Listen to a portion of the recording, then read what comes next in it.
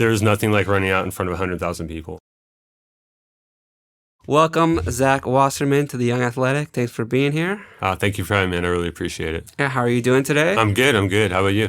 Good. Did you have any sessions with the rain? Not today. Unfortunately not. We didn't get to play football in the rain, but I had a couple, but we canceled them today. Postponed them till, I think, Saturday. Do you usually do every day?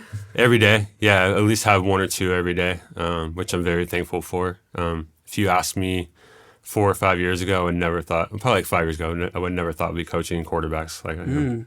But you were a quarterback. Let's go back into your playing days. You're a quarterback at Penn State, right? Yep. Penn State, yeah. Did you get some time at Berkeley as well? Yeah, I played at Cal too. I played at both schools, and in between there, I was at a junior college.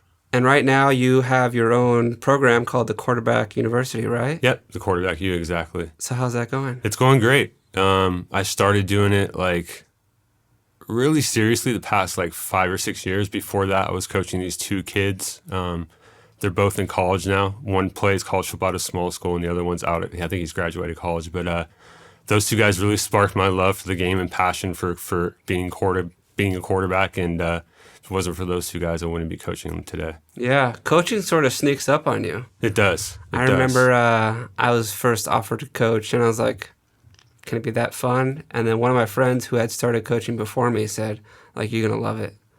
And she was right. It is. No, it's great. It's cool to see kids get something they couldn't do before. Like they have that aha moment. I think that's my favorite thing about coaching. But no, I agree. It's fun. I think I've learned more as a coach than I did as a player. Just from all the kids that I've trained and all the personalities. It's a great time. What do you like the most about it? I think it's that aha moment. Yeah. Like I really the progress. The progress. Yeah. You know, like some kids know this. You know, it's a craft. It takes a while. It's not an overnight thing. And some kids go into thinking that like it's going to happen overnight. But I explain to them, hey, you know, this isn't an overnight thing. It takes a while. And when kids kind of understand that, it opens up a little bit. But the aha moment's the best. Yeah. Yeah. So you've been doing it for, you said 5 years or so? Like 5, 6 years. Yeah. Yeah. And what areas do you sort of serve? I have quarterbacks all the way up to like in Central California, all the way down in like LA area. Wow. Yeah. So majority of them are in Ventura County, like Agoura, Westlake, Thousand Oaks, down here, Ventura, Oxnard, like a lot of Ventura County. But yeah, I have kids pretty much in Southern California, which is pretty cool. And are they all high schoolers? I coach kids like as young as 8 all the way up to college guys. Wow. Yeah, it's what's weird is the college guys make the same mistakes the young guys make. It's just the young guys are a lot easier to coach. Yeah, it's funny. Well, I think athletes in general are just like the college kids or the younger kids are like being taught what the college kids need to be taught. So by the time they get to that age or that level, they're just, more, I guess, better at the position. Yeah, for sure. Better at the skill. Yeah. It's, every sport's a fundamental position, and I was reading something about Nick Saban, and he preaches the fundamentals. They're always doing every day. Fundamentals, fundamentals, fundamentals. Yeah, I mean, that's what they say. The pros are the masters of the fundamentals. Yep, exactly. Wow. Are you a big Nick Saban fan? I do. I like him. I don't know if I call him a fan, but like I love what he did at Alabama. He did obviously a great job with that program. I think I was shocked as everybody when he retired, but I like Nick Saban. I don't know if he's like something I look up to. I just read that cool quote about him, and I thought that was a cool way to think about coaching. What about coaches that you do look up to? Do you have some good ones in your life? Yeah, for sure. It started with like Coach Benkert, who's the Simi Valley head coach right now. He was my head coach at Westlake, and there was a quarterback coach who was he was at Westlake too. Unfortunately, he passed away last year. His name is Daryl Smith, but between those two, they were like my second dads in high school. I saw them a lot, obviously, but those two really obviously like had a major impact in my life for sure. What is it about like the quarterback coach that's unique?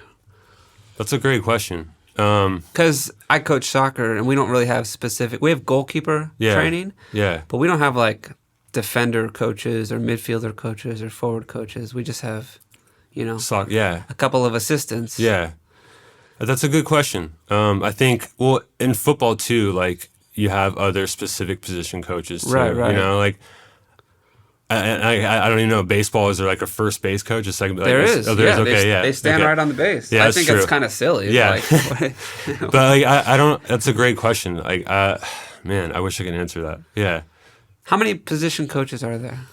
There's one for every position. So like the linemen, Linemen, the receivers. quarterbacks, running backs, and then on the other side you have the defensive backs, linebackers, D line, and sometimes they split up the D line with the defensive ends, and then the special teams coaches. Are they all necessary? That's a lot of coaches. It is. You know what? It is. It is necessary. You know, like the more hands on deck, the better. Well, sure, yeah. Yeah, more eyes you can get on kids, the better. Yeah. There is definitely a way to like organize it where nobody's jumping down each other's throat, like, you know, too many chefs in the kitchen thing. But no, I think have that amount of coaches is definitely proper for sure. So you have the quarterback, you know, great social media presence. That's how I saw you. Oh, thank you. And that's private training mostly, right? Yeah, private training, and I do group training too. Group as well. training. Yeah. I guess, yeah. I mean, it's just.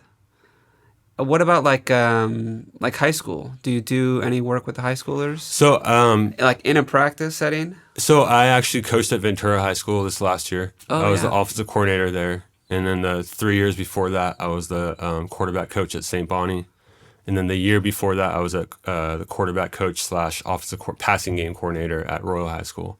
Passing game. Yeah. So that's like, I think it's 5 years. I've been coaching for 5 years on a team, but like 6 or 7 as a quarterback coach. Okay.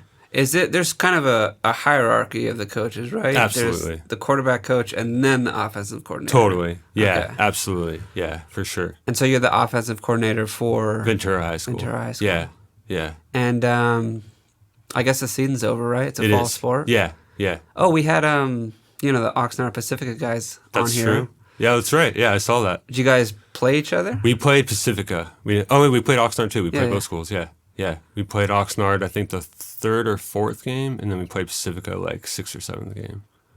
And how'd it go? We beat Oxnard, a great game. They're a great program, like up and coming for sure. They got some great talent over there. I know the head coach, Coach McCown's doing a great job over there. I know I can hear from like other coaches that, you know, the kids are excited, which is what it's all about. And Yeah.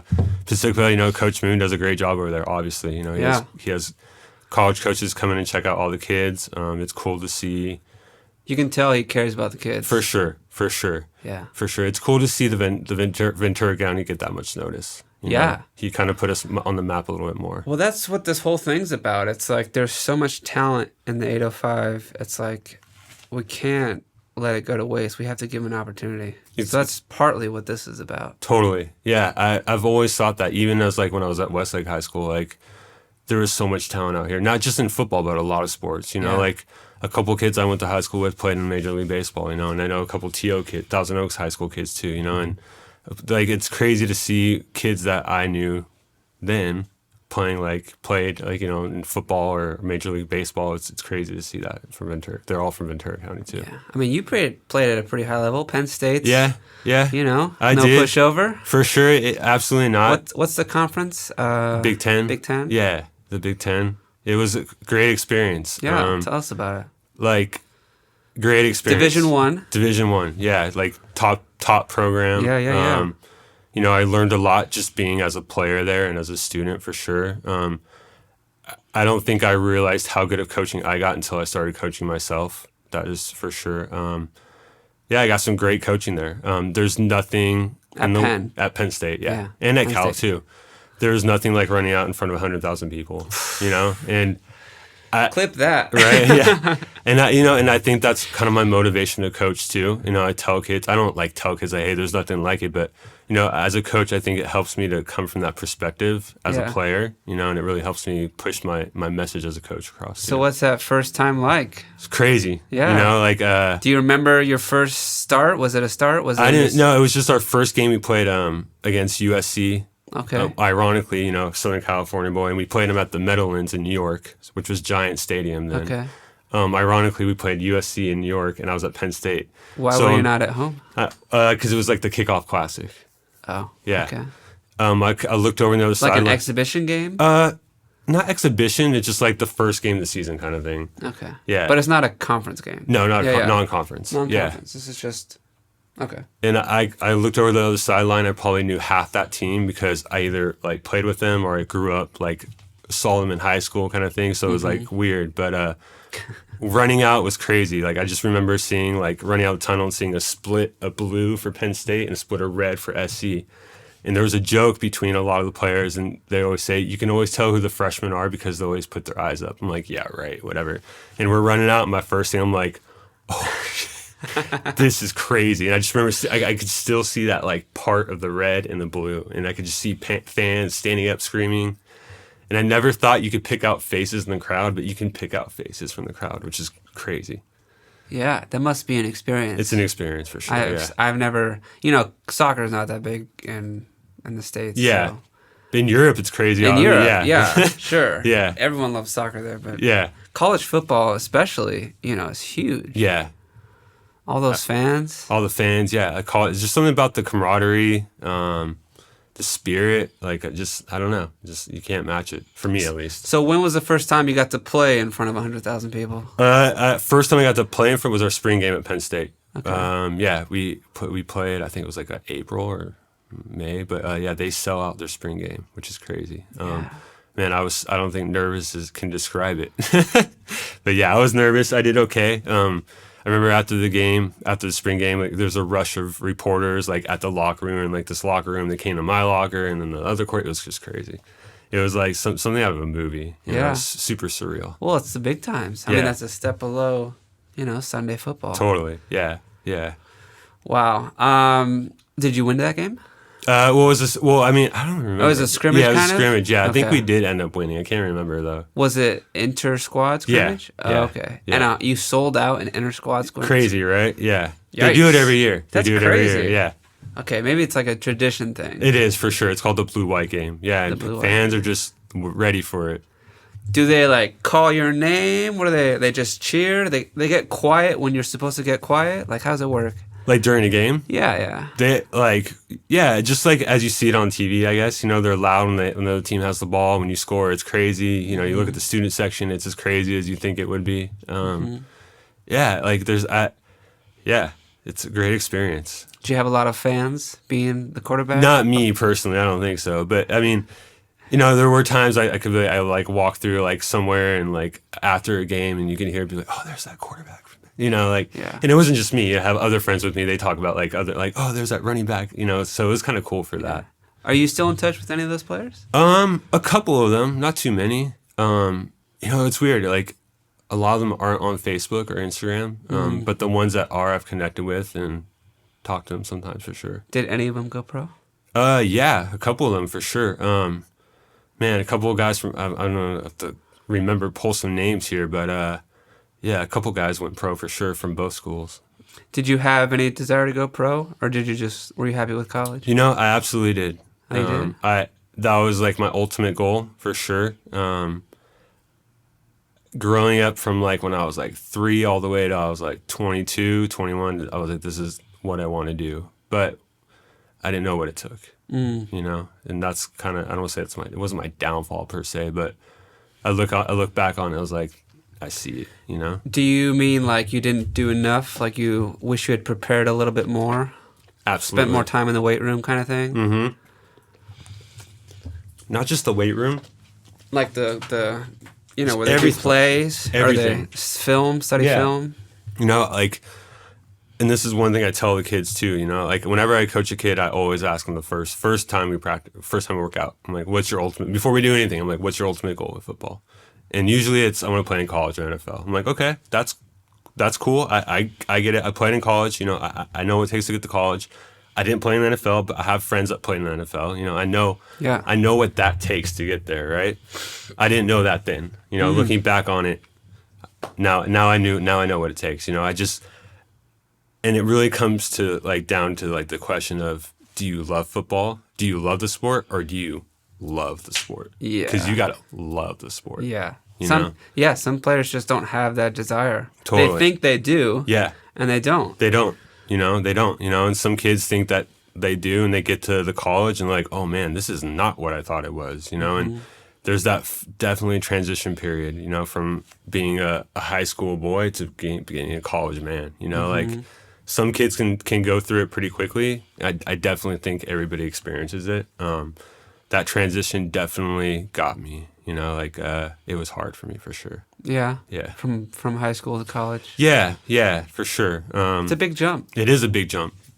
I'm at home and then in LA, California, and I'd fly literally across the country in the middle of Pennsylvania, and there's nothing around me. I was like, this is not what I thought it was. Yeah. Did you like Penn? I did. Have another choice? You want to go somewhere else? Yeah, I had a lot of choices. I committed to Penn State spring of my junior year. So this is like a typical route. Like Yeah.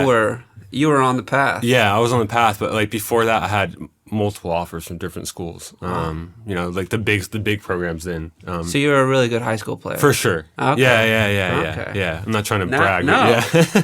There's a reason you get recruited D1 by your Absolutely. junior year. Yeah. You're putting up some numbers. Yeah. And I actually have my highlight tape still. I haven't watched it yet, but I want to go back and watch it. We should show it. You should send it to me. I'll put it at the end. For high school? Yeah. That's cool. Yeah. So what was your high school season like? My last year? Or the whole experience? The whole experience, man, great. Yeah. It really was great. I started on varsity as a sophomore, so I was a 3-year starter. On my high school team too. I mean, like I said, in college I played with guys that played in the NFL, and in high school I had a lot of my teammates played in college. So I was definitely blessed with great teammates in high school. You need a good team For sure. to win a team sport. For sure. Yeah. And to combine that too, like not only was I blessed with a great team, but all my friends on that team had played together for like 10 or 12 years. And they had that like chemistry.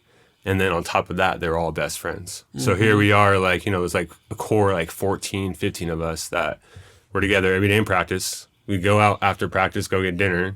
And then on the weekends, and it was just kind of like, yeah, it awesome. helps. It helps. And then that year we won state, which was the kind of state back then. They didn't have the, like, with how they do it now, we got voted state champions. Oh, you got voted state champions. Yeah, Okay. yeah.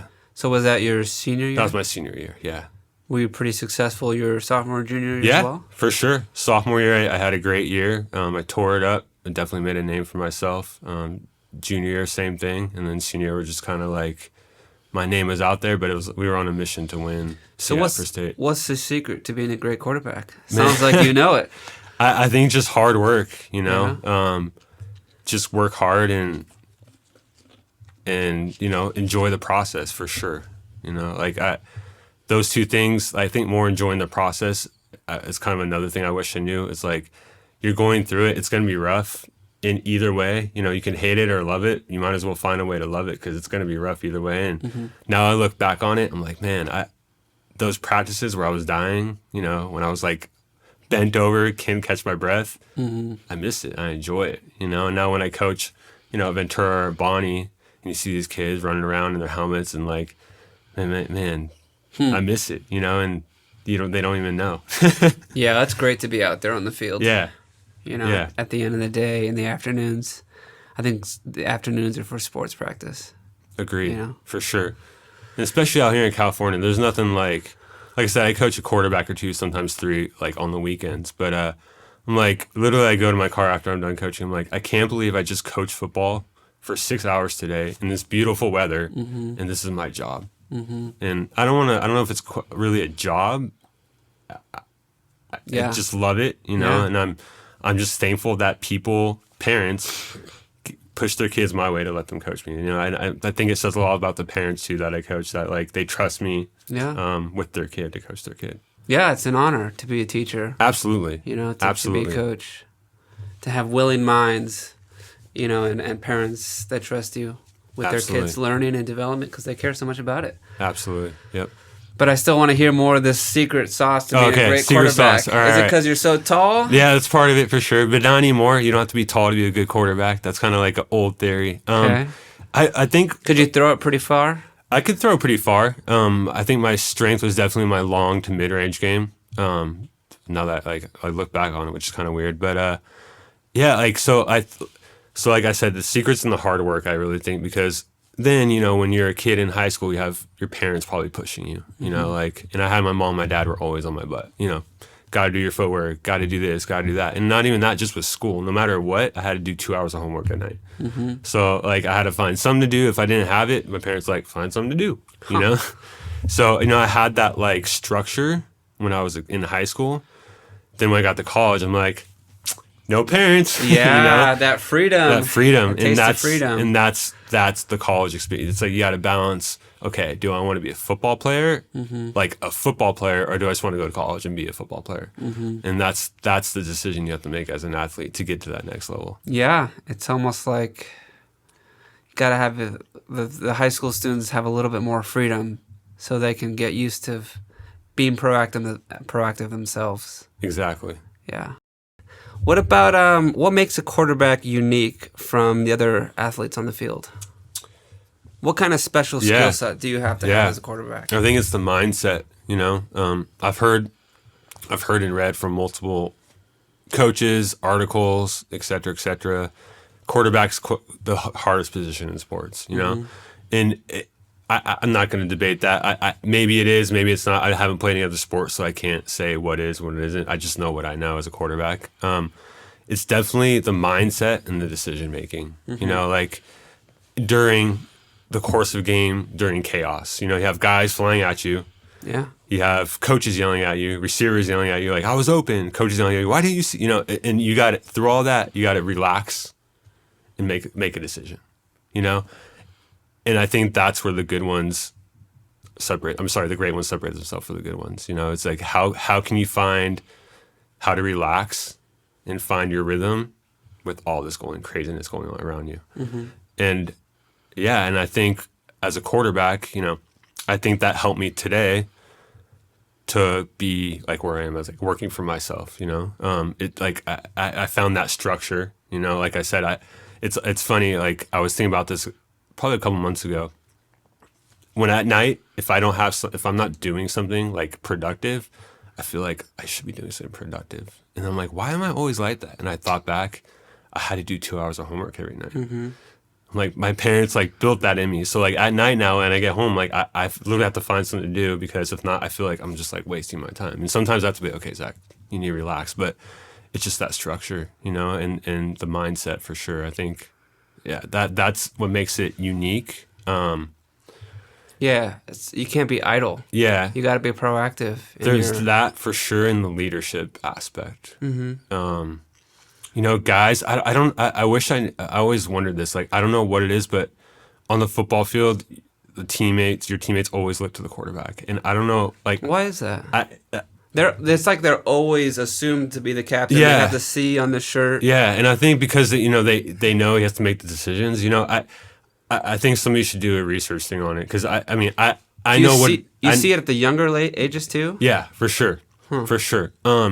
More so like going up through like teenage and high school, but even at younger ages, for sure you see it. And like I know what it is. Like I know what I've heard what people say, But I was just like, I want to know the science behind it, because there's got to be a science. Like there's always like the quarterback is like. He's the decision maker, he's the leader. There's almost like a reverence. For sure. For that position. Yeah. Is that instilled from the coaches? Is that part of football culture? I think it's both. Maybe it's from the culture, maybe it's just been passed down for, 100, 110, 20 years, whatever, how long football's been around now. But I guess, as a quarterback, you are the coach, the offensive coach on the field. You have to know pretty much everybody's assignments, so that definitely forms the trust part of it too. Would you say kids look forward to that part of being a leader and having that responsibility, or do they shrink away from it? It's different for every kid. Some kids, they just have that natural leadership ability. Some kids like want it, but they don't know what it is. And some kids just don't, and it's nothing against them, just aren't leaders, some people just aren't leaders, and that's okay. But the ones that are, you can definitely tell, like, okay, this kid has got something. Are they easier to coach? Are they more difficult to coach? That's a good question.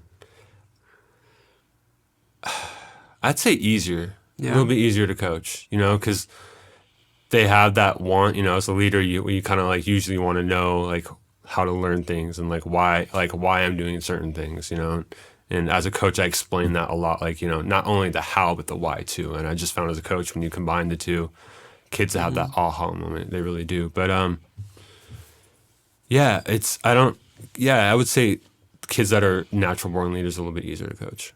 So what do you do with the kids that maybe are too shy to play quarterback? They just don't have that leadership. Do you say, let's keep working on the fundamentals, or do you sort of point them in another direction? I've never. Or maybe you don't have those kinds of kids. No. There's, except for one kid, I have never turned away a kid. They kind of figure out themselves, like, okay, this is something I really want, or if not, then they'll just be like, I don't hear from them, and it's, I have a lot of the quarterbacks that I coach, they have my number, which is cool. The parents, they trust their kids to text me. And I usually don't text the kids because, like, I'm like, dude, this is on you. And if you want it, you have my number, you know where I am. And a lot of kids that I coach text me, which is really cool. Hey, coach, can you throw tomorrow? Can you throw today? Or, which is really cool. And those kids are the ones that are definitely making leaps and bounds in their progression. Yeah. This is going to sound like a silly question, but do you think you've gotten better since you've started coaching? Yeah, for sure. Yeah. Absolutely. Like, I try to make it a goal for myself. Like, okay, how can I get better as a coach this session? Like, I want to get this kid better, but how can I get better as a coach? And I try to sometimes after I get done with the session, I'm like, okay, what'd you do good? What'd you do bad? What could you have done better? Because I want to be a better coach, and I sometimes I'll ask the kid, I'll ask the kid that coach, I'm like, hey, what do you think I did well on today? Could I do something better? Because I always, whenever we get done with the workout, I always ask the kids, like, what do you think you did well on today, and what can you work on? Because I always want them to have that mentality, leaving like, oh, I have to work on something, but I still did something well. Yeah, they have to think, Yeah. They can't just react. Yeah, exactly. And especially as a quarterback, it's just such a mental position. Like I said, you're making decisions all the time, and it's like with those decisions, you got to be very sound, and like I said earlier, it just leads into other aspects of your life where that decision making has to be sound, and it helps. Is it fun? Is it fun to be a quarterback? To be a quarterback? Yeah. Oh yeah, man, it's so fun. Did you ever try anything else? Like a receiver? I tried. Tall? Oh, it's funny. I tried playing defense Okay. till I was like, I think my last year of Pop Warner, so my 8th grade year, I was a linebacker, but I hated tackling. Like, I hated tackling. But give me a ball, I'm happy to run over anybody any day. But tackling, I don't know, not my thing. But I don't know what it was. I remember like probably being 4 or 5 years old and telling my dad, I want to play college football as a quarterback. And my dad's like, okay. Did he play? Did he play? My dad didn't play in college. No. He was just. But he played football. He played football in high school. Yeah, but there was something that I just told my dad. I was like, I want to be a college football quarterback. Was there any other inspiration for football specifically? Did you play other sports? I played baseball. I was till I was like 6th or 7th grade, and then I played catcher. But it was just I got bored with it because there wasn't enough action. I got a little taste of football, and I was like, man, that's where I need to be. I like the physicality of football. I like the aggressiveness. Like the competitiveness. Like, man, there's nothing like it. Yeah. Yeah, it'd be fun. I wanted to play football, but it was same season as soccer. Oh, okay. So can't do it. Yeah. I thought it'd be fun to be a kicker too. Kickers, yeah. Sometimes soccer players become kickers. Totally. But all the time. I didn't get picked for some reason. I could kick a ball, but I'm sure they didn't trust me. Definitely translates over. What about your picks for the Super Bowl? That's a good question. If you had to pick, Purdy or Mahomes, obviously Mahomes is distinguished and accomplished. I mean, they're still the champs. Chiefs are still the champs, until they're beaten. They've proven that. I mean, they can win under pressure. I mean, I thought the Ravens were going to win for sure. It was so. Yeah. And they just. Chiefs just came out and did their thing. I was thinking, the game's winding down. They're down. You might as well have Lamar run a couple of times. Right. He's so shifty. Yeah. Yeah.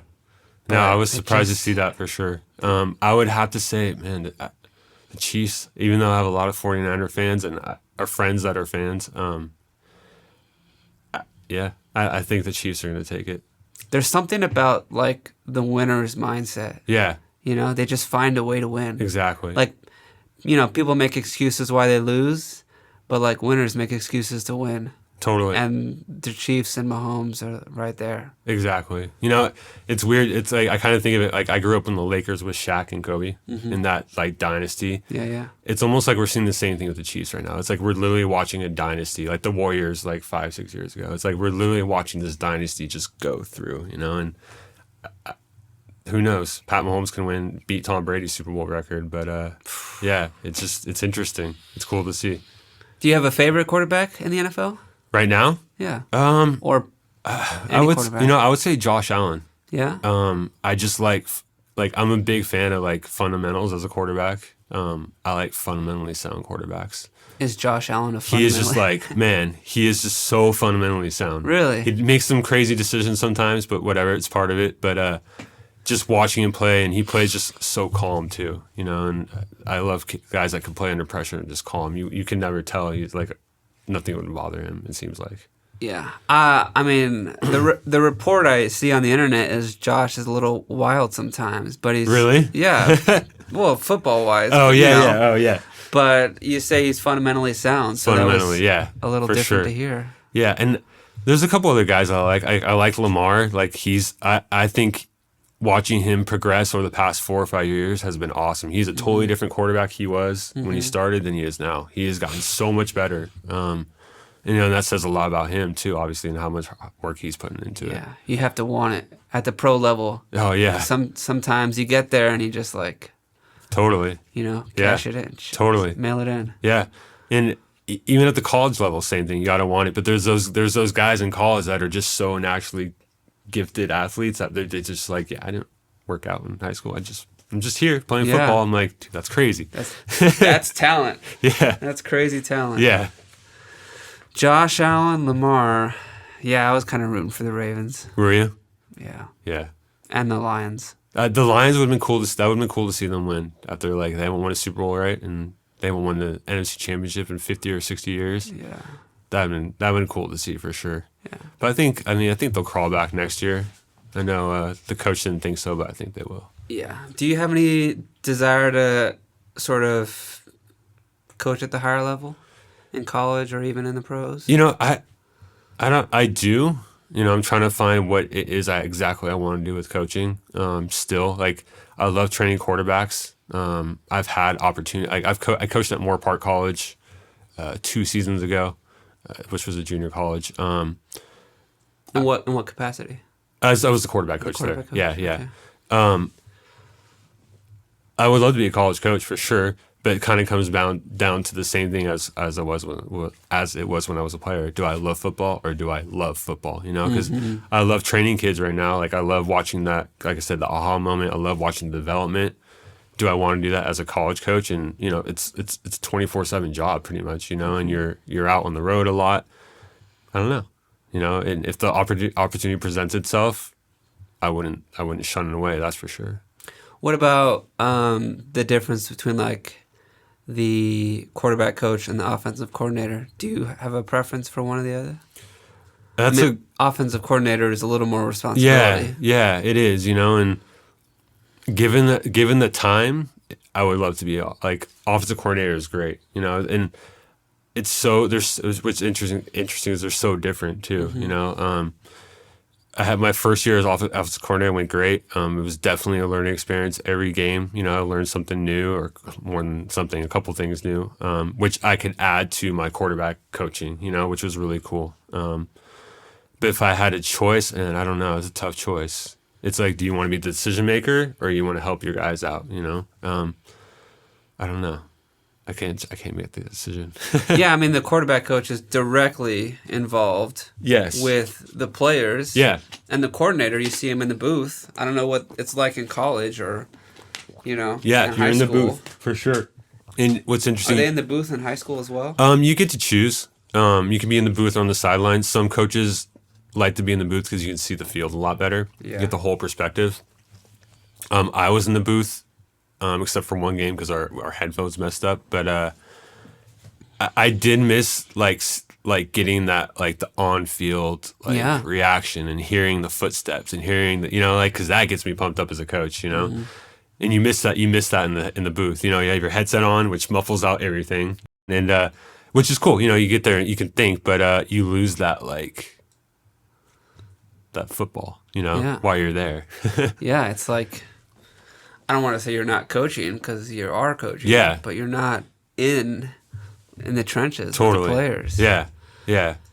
So I can imagine their trade-offs. For sure. Yeah. I did coach one game down on the field because our headsets were messed up, and I couldn't believe how different it was. I was like, man, this is so different than being up top. I had to really learn how to I really had to control myself because it was like I was feeling that energy. I was like, oh man, everybody's like getting pumped up, and I was like, I got to relax. Yeah, so what is it like to call plays? I mean, it just seems like a foreign concept to me as a soccer coach. As a soccer coach, you don't do anything. Right. You tell them what to do at halftime. Are there plays in soccer? I'm being serious. Are there no when the ball's like out of bounds and they get to kick it in like on a corner kick, you can do something. That's a set piece, right? It's a set piece. Yeah. But otherwise, it's just like basic principles. Gotcha. Yeah. Okay. And all the players have to make decisions. Gotcha. Go this way, left or right. You know, where's the pressure? Where's my open man? And it's continuous. And I have to control the ball. Which is very difficult to do. For sure. Yeah, I never knew that. I always thought that. I was like, do they have plays or not? No, it's just free flowing. Get open, find the lane. I like to think of it as like jazz. Okay. There are basic principles, but everyone's improvising. Gotcha. Like a jazz band. Yeah, totally. Yeah. But yeah, calling plays, man, it is fun for sure. It is absolutely fun. It moves at a fast pace. You got to think like 2-3 plays ahead. But there is definitely an art to it, and I'm not saying like I know the art to it, it's a learning experience, but also I think with that being said, with the art, like with it being an art, like you can't just go and be an offensive coordinator. Like there's like a way to do it, like either your position coach, first, and then you kind of see how everything flows together, then you're like offensive coordinator. Right. I mean, maybe some guys can just jump to being offensive coordinator, but there is definitely like that learning curve where you see how everything gels as like a position coach, then you go to the offensive coordinator like, oh, okay, now I see how everything kind of works together. But yeah, How many plays are in a typical playbook? Man. Like 100? Yeah. 50? Probably.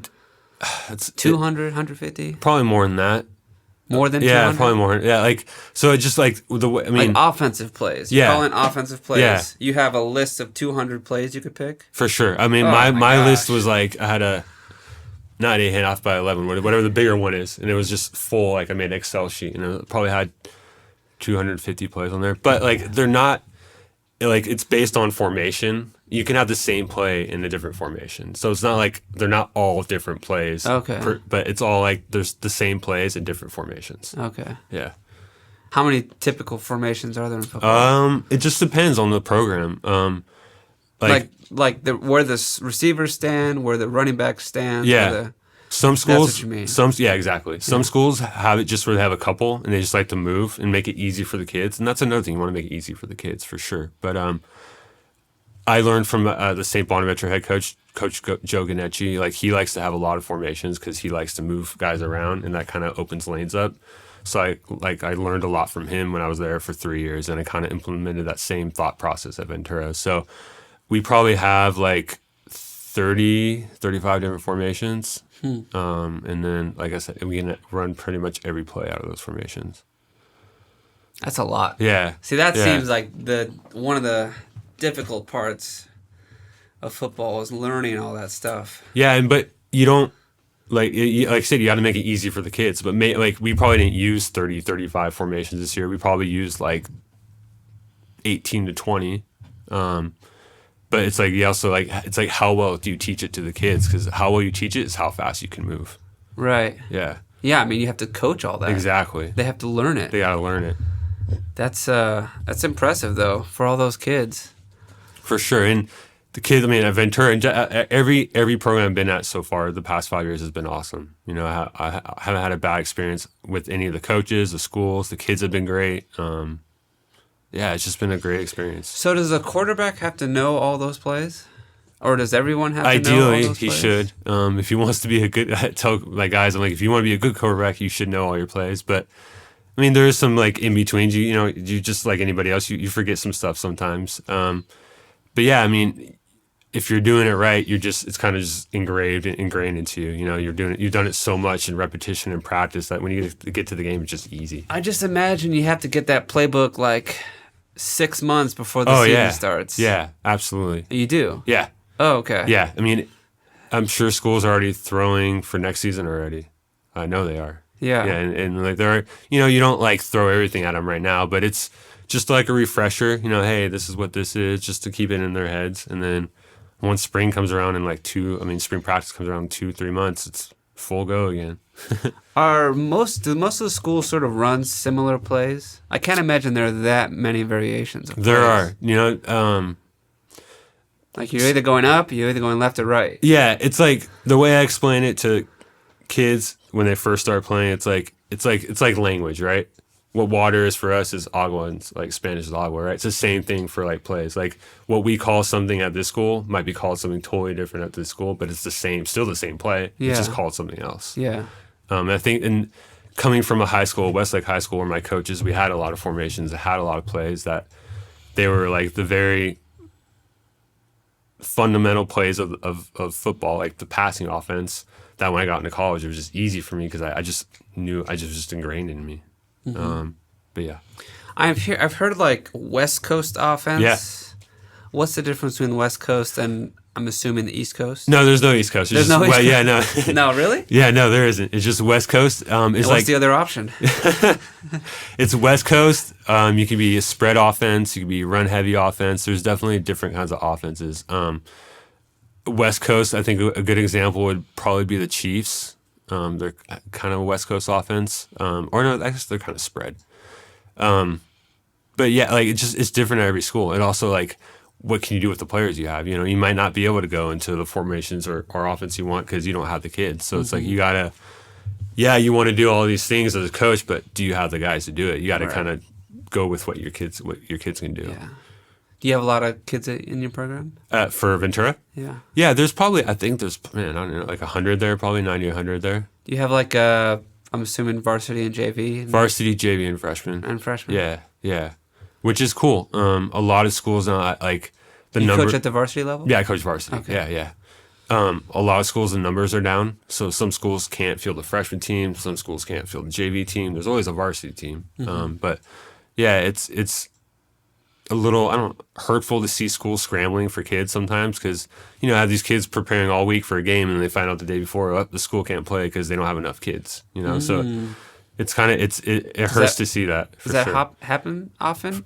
I don't know Games get often, canceled? but it definitely happens for Really? sure. There's that. And then like in every sport right now, the referee shortage. Yeah, I've heard about that. Yeah. And so there's those two things. I just can't imagine. I mean, I've coached club soccer for the last 2 years, and we haven't had a game canceled because the other team didn't show up. I think one, they were short on players. Maybe a couple times. Teams have been short on players, but we play. But I've never canceled. Yeah. Yeah. Right. And it happens in well, football. I mean, yeah. At some point, if you have 10 guys, you can't line up with 10 guys. It'd be hard. But yeah, I mean, it's unfortunate for sure. So there's no like minimum.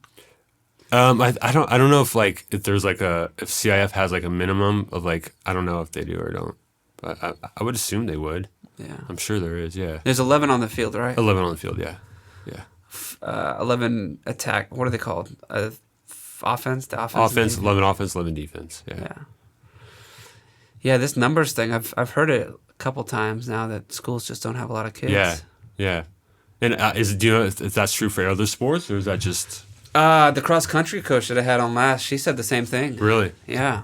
So it's difficult. I wonder what that is. I don't know if it's Gotta make some more kids. I don't know. know. Too much screen time, probably. Maybe kids are outside a lot less. Yeah. I mean, they certainly are. Yeah. You know. That's for sure. 20 years ago, it's just you might have to go outside. Yeah, There's nothing to do inside. Yeah. Go play. You can only watch so much TV. You're like, okay, I gotta get outside now. Yeah. Ooh, how about some pump up music? You guys do anything like that in football? Yeah, for sure. You have like a favorite song that's like your Me personally, yeah. oh man, when I was playing, there was a song by Method Man and Redman called "The Rock Wilder," and then "Welcome to the Jungle" by Guns N' Roses. You can't that song still gets me pumped up. Yeah. But those two when I was playing, but also too like those get me pumped up. But also too like I remember when I was playing, like, I also like to joke around because man, it's it's intense, it gets crazy. So having a little fun and joking around before a game, it helps you loosen up a little bit too. Do you do music at your one-on-one sessions? Sometimes, yeah, sometimes for sure. It definitely helps.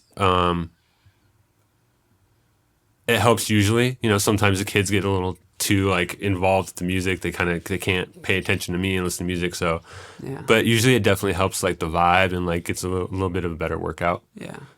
Do you do it like at a park, just like open field space? I do it at parks, high schools, like on the fields, everywhere. I make a joke with the parents of the kids that I coach. I think I know literally every park from like Ventura to like the Valley. I think I've been at all of them. But yeah, a park or a high school or a school. Do you have a one that you go to the most?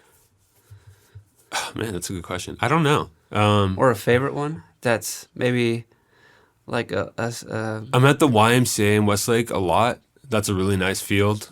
I'm up like over the hill a lot, like in Thousand Oaks, Westlake area, like down in LA, but the Valley sometimes. I don't know if I have a favorite though. I guess maybe the Westlake field. Yeah, the Westlake YMCA I guess would be my favorite. Is it turf? It's turf, yeah. Okay. And also what's cool there when you go out there midday. Sometimes you'll see some like pro athletes training there, like Really? yeah. Because the Westlake has a huge, like during the off season for football and for other sports, for basketball, a lot of players come out to Westlake to train. There's a lot of training facilities in Westlake. The basketball players. Yeah. So the Lakers or the Clippers. Yeah, they'll come out, and even guys from from out of state, like other teams from out of state. Oh yeah, I mean, Yeah. who doesn't want to come to California? Right. Yeah, and in their train off exactly. season? Right. Yeah. Yeah, I mean, Westlake's a pretty popular spot for Totally. if you have a little bit of cash. A little bit. A little bit, a lot of bit. So Westlake, huh? Yep. Okay. And are any of your kids, any of your one-on-one trainees or athletes, you think they have a chance to be some decent college players? Definitely. There's a couple of kids that I coach. Definitely the potential is there. I see it, and I'm sure they see it too, but it's on them, how much work they want to put into it. And I always give the kids quote unquote homework to do. And I tell them like, if this is something you want, because like I said, like when we first started talking, like I always refer back to like, remember when our first lesson, you said you want to be an NFL player, right? They're like, yeah. I'm like, well, you said you want to be an NFL player, and this is what it takes. This is what it takes. So I mean, it's on you, and I could tell if they do it or not. Like if they come back to the week later, I'm like, damn, you got better. Or they come back, I'm like, you didn't do your homework. Yeah.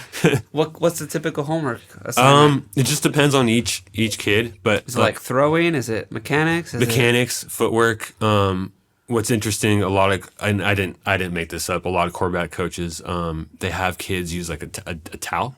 A towel? A towel, because you want when you throw, you want like good snap, and like how you like snap a towel, so you can, and it's very low impact on your arm. Like when you throw, there's tons of impact on your arm.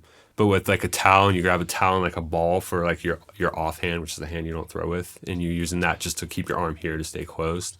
But yeah, is that what you're supposed to do? Yeah, you're trying to stay closed. Yeah. Okay. But yeah, I have them do that a lot, and then throwing too, obviously. But I've seen, and like I said, this is nothing I made up. I've just seen the most improvement from the towel drills, the fastest. There's something about like when you pick up a ball that changes like your throwing motion. I don't know if it's like the shape of the ball or whatever, but I see it a lot where kids are practicing. Like we warm up with the towel, and as soon as they pick up that ball, everything changes. So their mechanics almost get worse with the ball. Yeah. Interesting. And something with that towel drill, the towel drills just creates that muscle memory, that repetitive movement, and it's easier to do with the towel. And then I'm like, dude, if you do this for like 3-4 days, 5 days a week for 10, 15 minutes, you'll get like 500 reps. Can you imagine that over a course of a week, a month? Like you're doing like 15,000 reps if you're doing this, you know. So would you say you would improve your mechanics faster as a quarterback by not throwing the football, but by using the towel? Ooh. Because that's what it sounds like. It sounds like throwing the football kind of messes your mechanics up. No, I wouldn't say that. I think more along the lines of the towel drills translate into like throwing a better ball for sure. I mean, it is definitely changes it up when you pick up the ball, but I think it definitely translates into helping. Okay. Yeah, but I can see what you mean too, though. Like Yeah. kids have an easier time with the throwing motion because it is such a unique muscle movement that's so unlike anything else. You know, that have an easier time with the towel because it's light. The ball is kind of heavy for some kids. That the towel is just easier and it's light and they feel that motion. Did you use a towel drill? I didn't. No, I didn't. Yeah, and it's just something I started doing like 4 or 5 years ago as a coach because I saw other coaches doing. Like, oh, that's a great idea. Huh. And like I said, I've just seen the most improvement the fastest by doing those. Where did you first see it? On Instagram. Oh yeah. Yeah. I follow a lot of quarterback coaches on Instagram. And it, like the drills that quarterback coaches do, these aren't drills that are like new. You know, these drills have been around for 30, 40 years. And I'm sure there's still some new drills that quarterback coaches make up, but it's the same drills that I was doing when I was a quarterback, you know? It's just how you coach it and how you relay the message. Except for the towel drill. Except for the towel drill, yes. Yeah. That's a revolutionary coaching method. It is, yeah.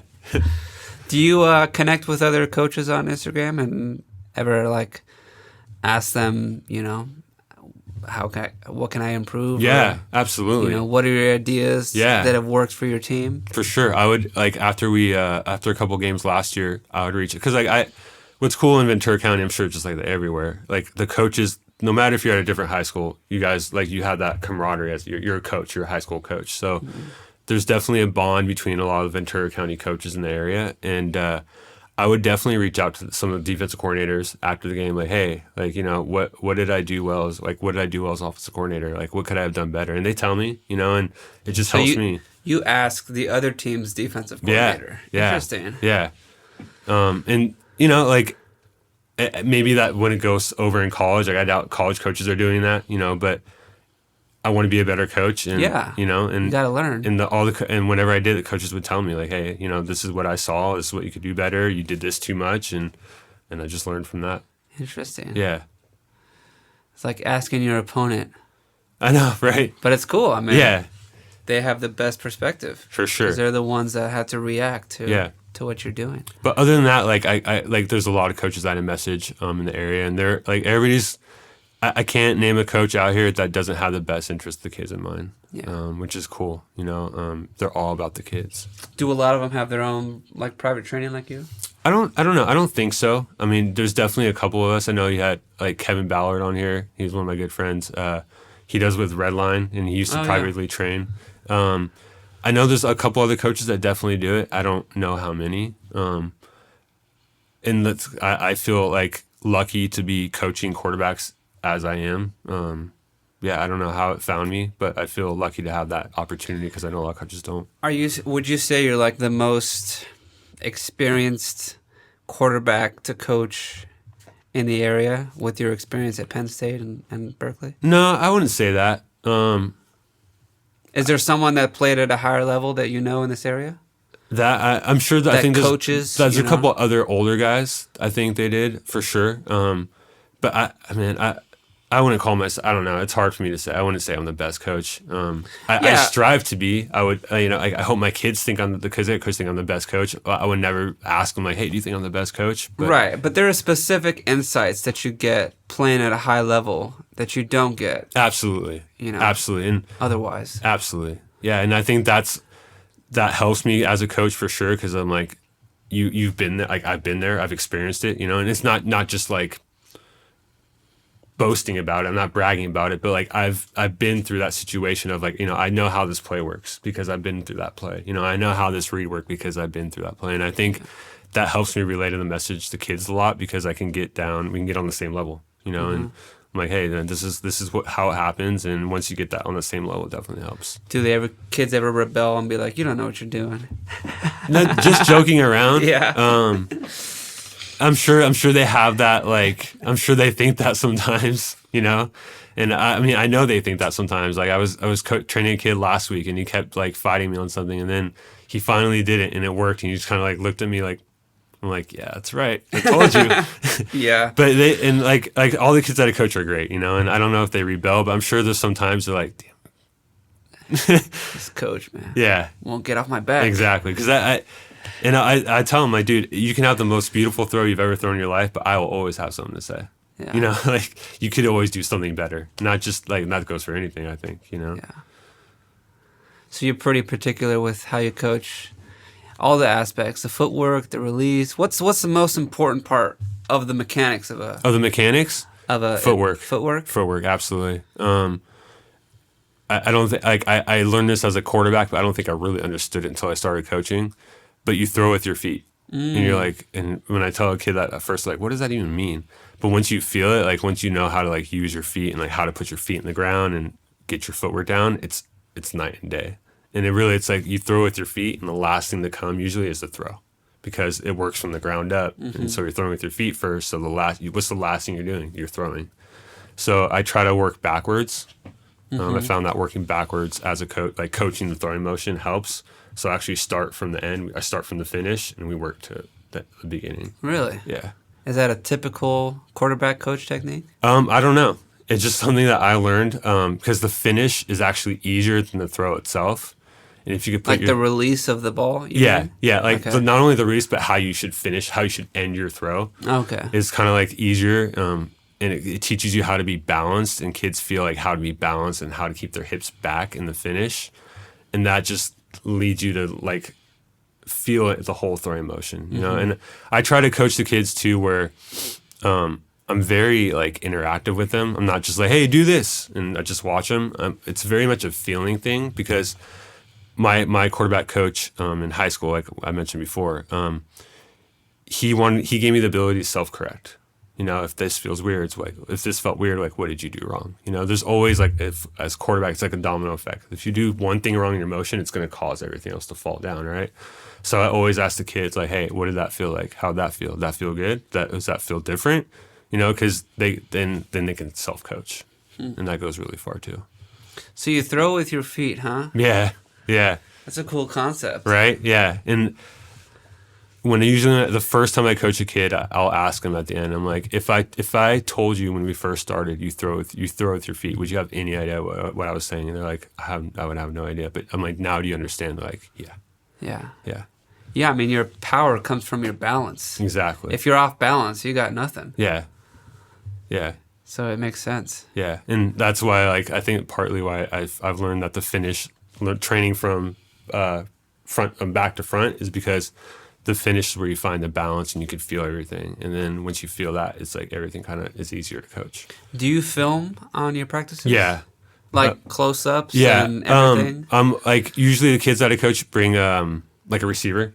So if not, they don't bring a receiver, it's me coaching, which is I've mastered catching and coaching. It's pretty hard to do, but I'm sure all the quarterback coaches do it. But like, if I'm not catching for them, I'm always filming.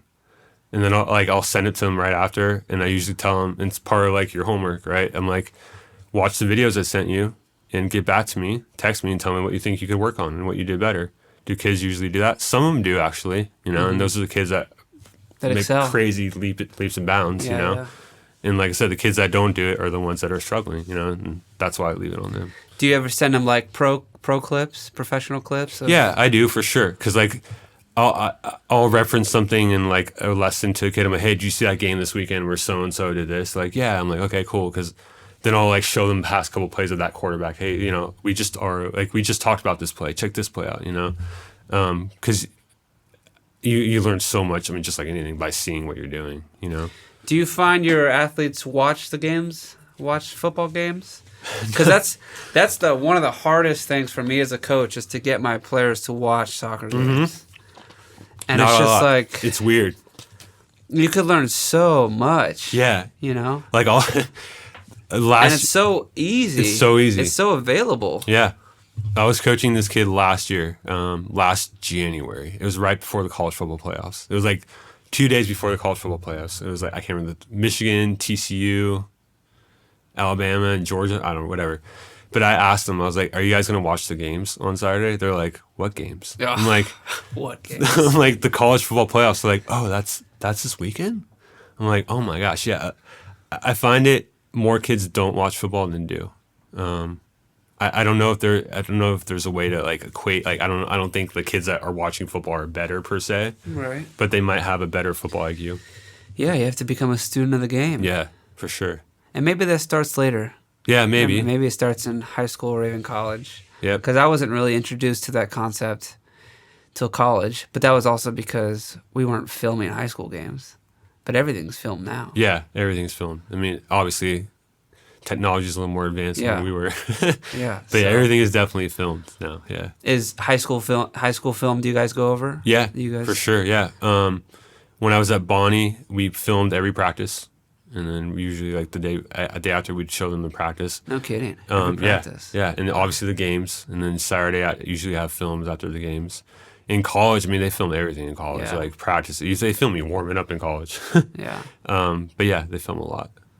Yeah. I just think that skill or that aspect of the game is so accessible that if you're not utilizing it, you're really missing Right? out. Totally.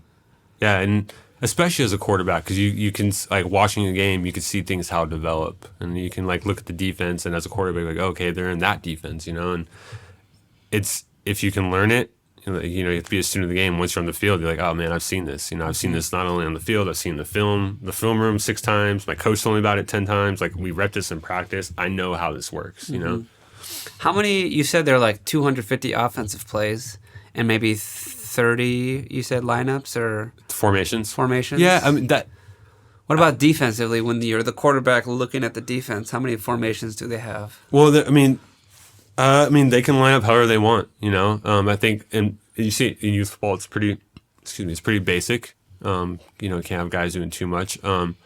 There's 4 basic coverages that a defense plays, and there's like a couple different ways to line up. But within that, you can get creative. A lot of coaches get creative and do their own thing.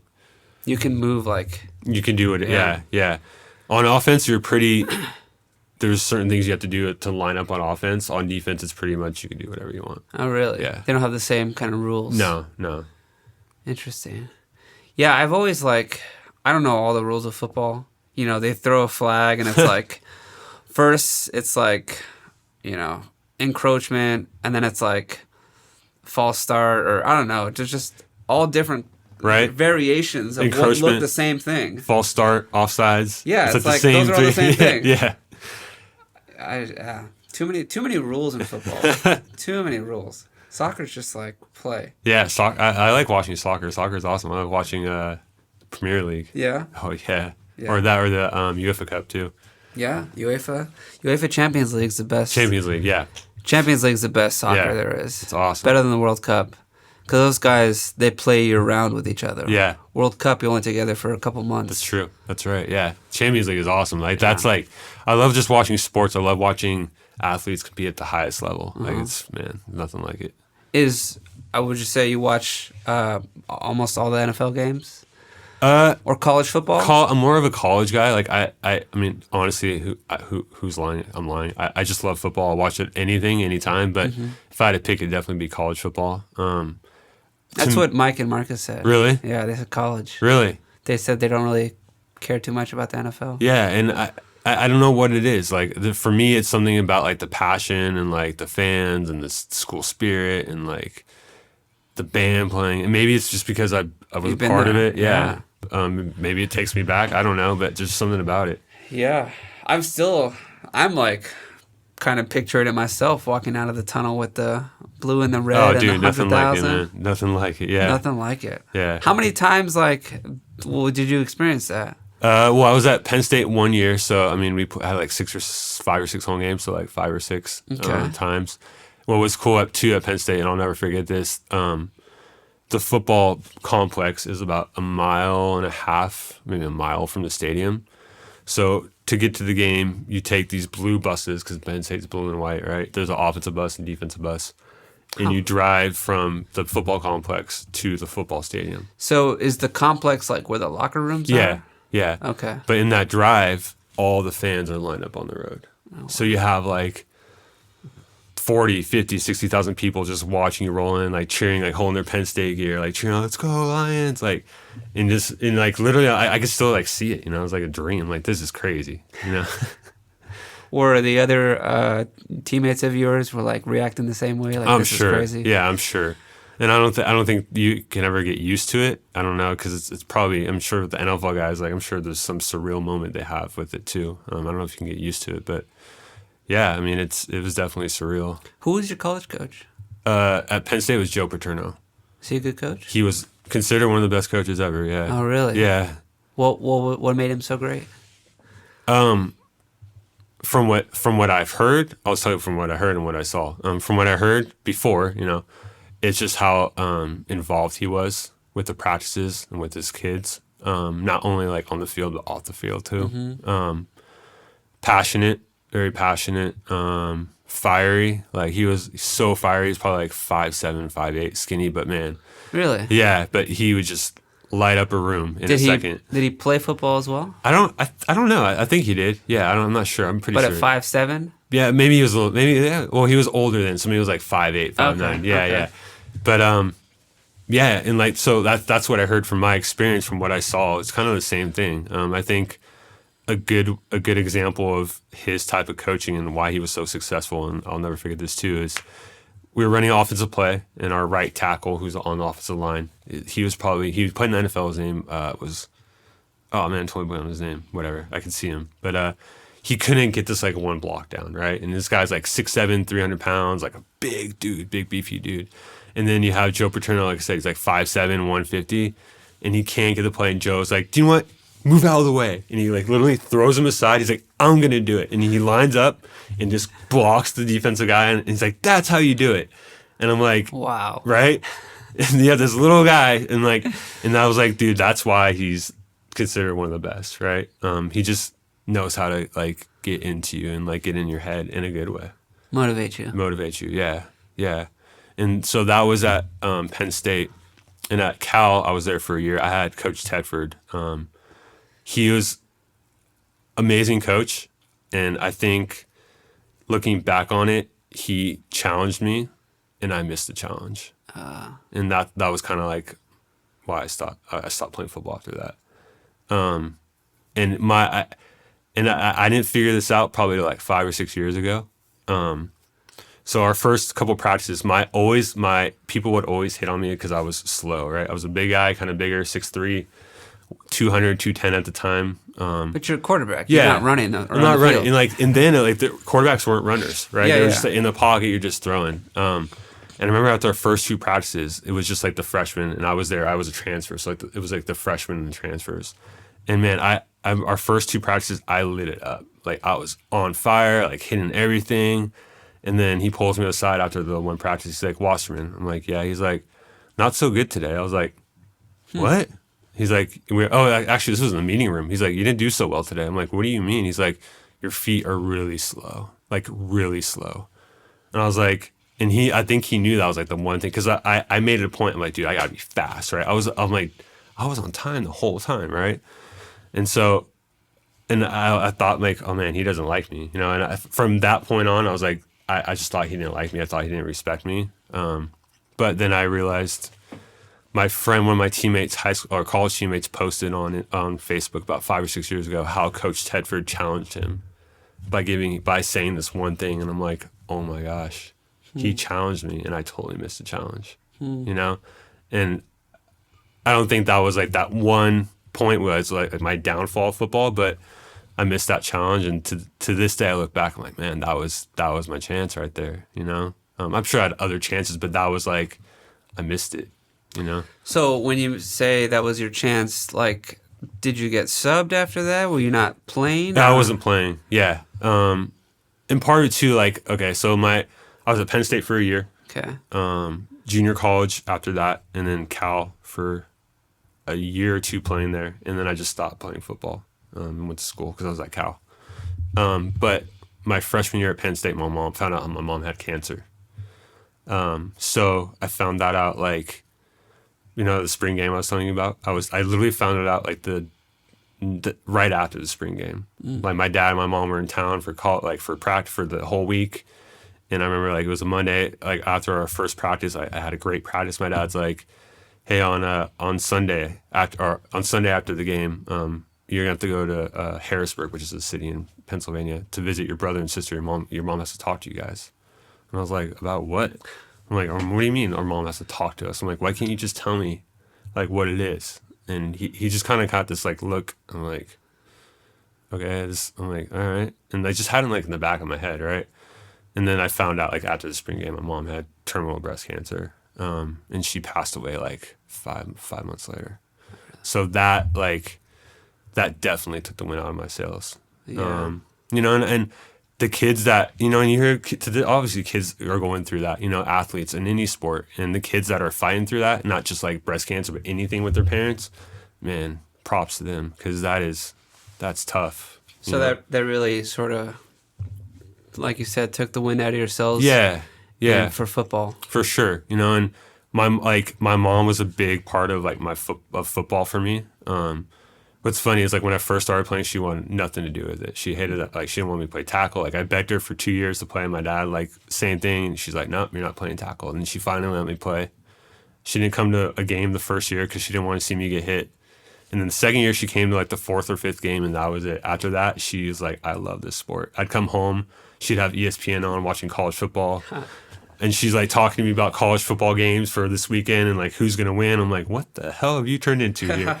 So it was cool. That was cool to see for sure. But, and so I think for me, I assimilated football with my mom, and not my dad too, because my dad would take me my lessons, like I had quarterback coaches just like I am right now. I'd go to the same coaches, So I think I assimilated that with the family aspect and spending time with my parents. And I think that just was definitely hurtful in my career. So when you ended up at Berkeley, would you say you had less passion for football at that point? Yeah, I think so. And then when the coach challenged you, That was you were like, "I'm done with this." I was kind of like, and I didn't make that decision. I wasn't like in my head like I'm done, but I think I did make that decision. Not now that I look back on it, I was like, I think that's when I was like, but it, that was on me. I could have spun it just the exact other way, right? I could have been like, do you know what? Obviously, it sucks my mom passed away, but I can, like a bunch of kids do, like I'm going to continue and fight and be the player that I want to be and that, and not to say my character wasn't strong at the time, but I just, it took a hit for sure. Yeah. Yeah. Did you have like some mentors help sort of try to get you back on track football wise and give you some of that confidence back? I actually tried out for like arena football. I had a couple tryouts for arena football, and I think like 2 years after I played, after I got done in college, and that just I was just rusty, and I just saying my heart wasn't like in it. But any coaches that like helped me, like, so ironically, I did have a couple.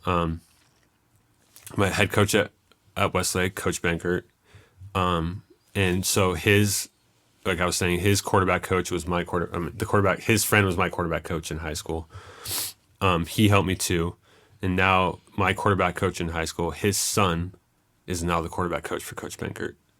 So, between those three, they definitely helped me, and my dad too, for sure. At that time. At that time, yeah. Yeah, I mean it's a challenge. It is. It really is. Yeah. Do you think if those things hadn't happened, you might have continued to keep playing and keep pushing for the next level? I think so. Because when you were at Penn, you're on track to do those things. Yeah, I was. When I was at like my year there, I was tearing it up. I definitely think I probably would have started. I mean, I can't say that. Maybe not. I definitely would have. I should say I would have definitely fought for the starting position going into that next year. Because I know I was tearing it up in practice. So did you take yourself out of Penn? Yeah, yeah. Because like like I remember I came home when the school year was over at Penn State, and I was still a student there. And I sat down with my dad, and I was like, I can't go back. Like, not only did I just couldn't go back. I didn't mesh well. California kid to Pennsylvania was definitely didn't mesh too well. Yeah. So there was that for sure. But I told my dad, I was like, I can't go back. And I remember he's like, well, you got to call Joe Paterno and tell him. And so I was like, that was definitely a hard call. And I called and told him, and he kind of, I don't want to say he didn't beg me, but he's like, is there anything we could do to keep you here? Like, he's like, I don't want you to go. And I think it wasn't from a football standpoint, it's for like a human standpoint, I'm like, no, this is just something I got to do. And I remember that day or the day after, I was at the gym working out because I was still going to play. Like, I knew I was going to go to junior college. I was working out at gym, and I was watching ESPN, and on the ticker at the bottom, I see quarterback Zach Wasserman transfers from Penn State. I'm like, what the hell? I'm on the ticker. Yeah, I'm on the ticker. I was like, I'll never forget that. Yeah. That's cool. Yeah. What JUCO did you go to? Valley College. Where's that? It's in the Valley. Okay. In like not Burbank. So really local. Yeah. It's in Van Nuys-ish kind of area over there. Yeah. And then after JUCO, you decided I want to get back into it. So that's when I went to Cal after JUCO. So I went to JUCO still knowing I was playing football. My goal with JUCO was to get into another D1 school. Okay. So you just wanted a break. Well, I just had to get away from Penn State. Yeah. Okay. And at the time when I was playing, they didn't have like the transfer portal stuff. Right. Right. Like I couldn't just hop into the school and start that and play the next year. You would have to sit out a year. So, and the only way to kind of avoid that, you have to go to like, if you're in D1, you'd have to go to like a junior college, then go back to D1 to play D1 again. Do you still miss a year though? If you transfer, yeah, you would. If you transfer from D1 to D1, no. But when you go to JUCO, that's the sit out year. Your JUCO year would be the sit out year that year. Okay, so it doesn't count towards your eligibility. No, it still counts. Oh, it still counts. Yeah, it still counts. Okay. Yeah. Huh. I mean, it's weird now. I mean, technically you should have 5 years to play 4 years, but now you have guys playing like 6, 7, 8 years of college football. Mm-hmm. So Cal, and then that was it. That was it. Yeah. That was the wraps. That was it after that. Yeah, and it was. I mean, it was like the whole thing was great. It was a great experience for sure. I would turn on games, NFL games, 6, 7, 8 years after, and be like, I know that guy. I played with that guy. That guy sucks. I don't know how he's in the NFL. Like, this guy was my friend. It was, like it's crazy. My roommate at Penn State was an all-pro linebacker. His name was Cameron Wake. He played for the Dolphins. And I remember being like, dude, I was your roommate, and I'm literally watching you on TV 5 or 6 years later, just dominating the NFL. I'm like, this is so weird. And that definitely hurt the heart, Mm-hmm.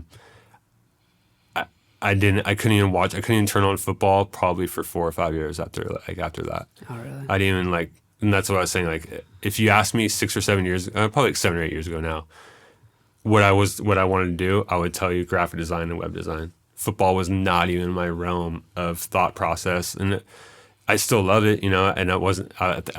By then, I was over the fact of like how everything happened, but I just was so like burnt by it. It hurt the heart. Mm-hmm. But like I mentioned when we started talking, those two kids. If it wasn't for them, they sparked my love and passion for the game, for coaching, for being a quarterback, for the whole thing, And I'm thankful for those two guys like every day, and just not just him, but all the kids that I coach. And I'm sure as a coach, like you learn so much as a coach. Yeah. And it's just weird to be on the other side of it as a coach too, when I say stuff my coach used to tell me. And I'm like, oh my gosh! It's like, if you're a parent, you're like, I say, my parents used to tell me that. Now I'm saying that to my kid, and I don't have kids, but I'm like, yeah. My coach used to say that to me, and I'm saying it to my kids, the kid that I coach. There's that, and then you see everything that your coaches have talked about as a kid. They preach to you, and you're like, oh man, I see why now. Like, mm-hmm. I see why they said this to us, Mm-hmm. But some kids can get it, some kids don't. But it's weird to be on the flip side of it. Yeah, I think coaching for me, I have two club teams right now. I've got a 13-year-old boys and 11-year-old boys. And the 13-year-olds I've had since they were 11. So I've had him for 2.5 years. And it's just like, it's been the best part of my last 2.5 years, you know? That's awesome. It feeds you in a certain It way. does. Yeah, it does. Yeah, I don't know what it is, but no, it's the same thing with me. Yeah, I don't know. I don't know what it is. It's just fun. It's a great time. Like being outside in the sun or even indoors sometimes. I don't know, but yeah, there's something about it. What are those two kids now? The ones that initially got you back into coaching? One is just he's a student at BYU, I think. Okay. I think he's probably graduating soon. And then the other kid that I coach, he's playing at a small school in I think it's Mercer, maybe. It's a small school. I don't know where it is. I think he's playing there. He got a preferred walk on there. I think he's playing there. If not, he's just going to school there. So they're in college right now. Yeah. Yeah, and that was your first round back. That's cool. Yeah.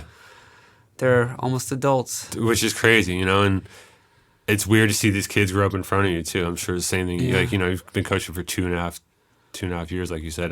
There's been some kids I've coached for like 3, 4, 5 years now. And there's one kid that I coach. I've been coaching him since he was 7. Now he's 12.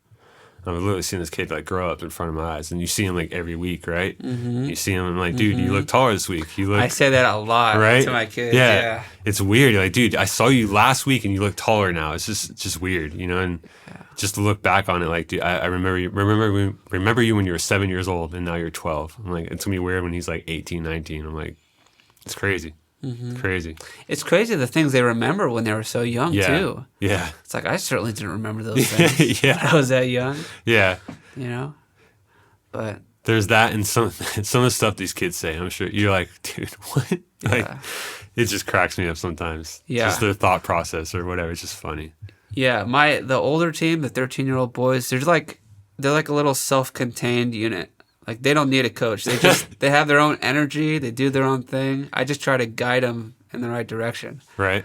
But they've got their own, you know, culture, their own vibe. That's awesome. It's fun to be part of. Yeah, for you know? sure.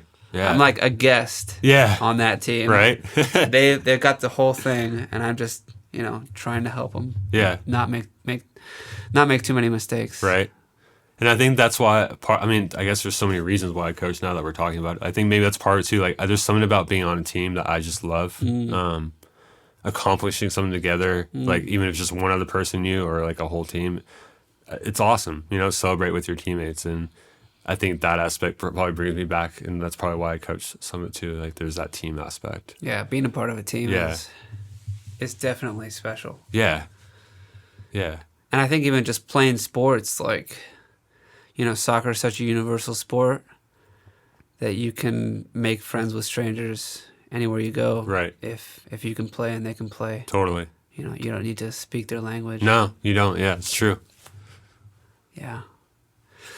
Well, is there anything else you want to talk about, leave us with? No. We've talked about a couple of different things. Yeah, that was awesome. Had a great time. I can't think of anything on top of my head. All right. Well, I've been talking with Zach Wasserman, the quarterback U. Check him out.